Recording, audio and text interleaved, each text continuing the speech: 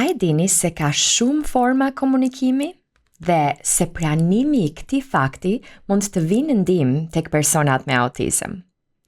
Shpeshherë për personat neurotipik, komunikimi kufizohet vetëm në fjalë apo fjali. Por në realitet, komunikimi është shumë më tepër se sa thjesht fjalë ose fjali.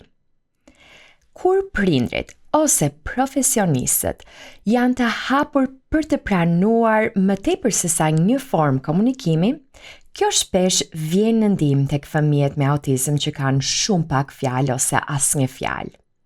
Fëmijët mund të mësojnë të komunikojnë nëpërmjet shenjave të duarve, nëpërmjet lëvizjeve të trupit. Shpeshherë fëmijët me autizëm mund të komunikojnë edhe thjesht përmes shikimit, ose përmes teknologjisë ndihmëse, si për shembull përmes tabletave të komunikimit alternativ. Këto forma të tjera komunikimi mund të sjellin progres dhe autonomi ose pavarësi në jetën e fëmijëve me autizëm.